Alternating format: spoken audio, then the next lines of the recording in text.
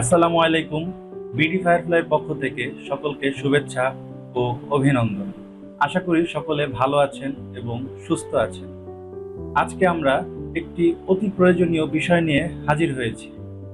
ধরুন আপনি আজকে ভালো মতন কম্পিউটার চালিয়ে রাতের বেলা ঘুমালেন, পরের দিন সকালে উঠে দেখলেন আপনার কম্পিউটারটি অন হচ্ছে কিন্তু ডিসপ্লেতে কোনো কিছু আসছে না।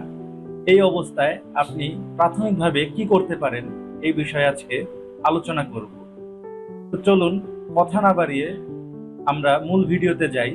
তবে অবশ্যই ভিডিওটি পুরো দেখতে হবে। যদি কোনো কিছু স্কিপ করেন তাহলে আপনার মাদারবোর্ড অথবা কম্পিউটারটি বড় ধরনের সমস্যা হয়ে যেতে পারে।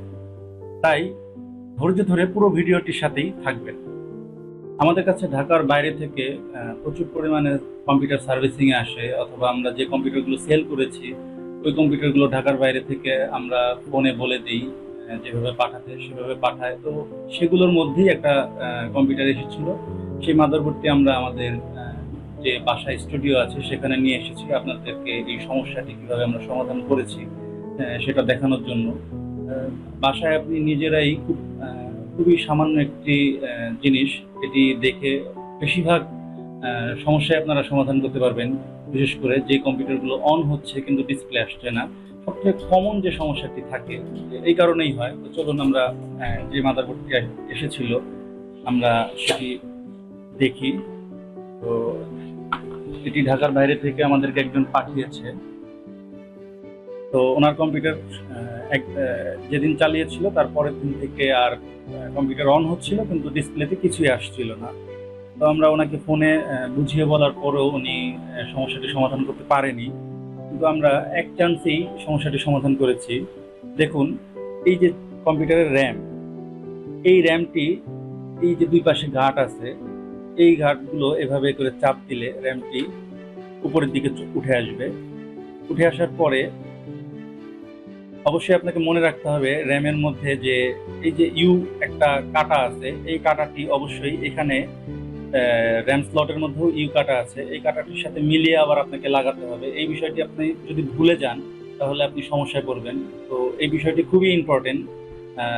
যারা আগে থেকেই কম্পিউটারের র্যাম খুলেন লাগান হয়তো তাদের কাছে এটি খুবই সামান্য বিষয়, কিন্তু যারা কখনোই কম্পিউটারের র্যাম খুলেননি তাদের জন্য এই বিষয়টি খুবই ইম্পর্টেন্ট। তো আমরা পরে ভালো মানের থিনার দিয়ে এই র্যামের যে সোনালী কালারের অংশটি আছে এই অংশটি খুব সুন্দর করে পরিষ্কার করেছি। এই পাশ এবং এই পাশ দুই পাশেই যেন কোনো ধরনের কার্বন অথবা জং ধরে আছে কিনা, কোনো স্পট আছে কিনা সোনালী কালারের মধ্যে, সেগুলোকে খুব সুন্দর করে পরিষ্কার করতে হবে।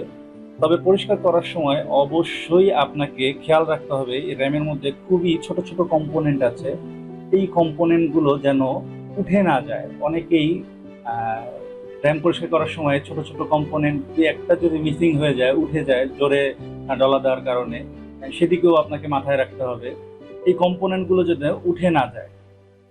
এরপরে আপনি পরিষ্কার করে আপনার এই যে যে ইউ ঘাটটা আছে এই কাটাটা আর এখানে মাদারবোর্ডের এখানে আপনি লাগাবেন।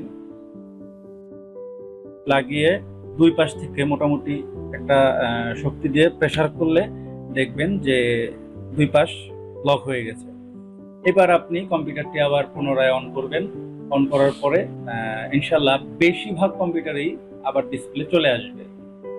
আর কিছু কিছু কম্পিউটারে ডিসপ্লে আসবে না, সেগুলোতে হয়তো র্যাম নষ্ট থাকতে পারে, অথবা এই মাদারবোর্ডে যে প্রসেসরটি লাগানো আছে সেখানে প্রচুর পরিমাণে কার্বন থাকতে পারে, আবার পাওয়ার সাপ্লাইও সমস্যা থাকতে পারে।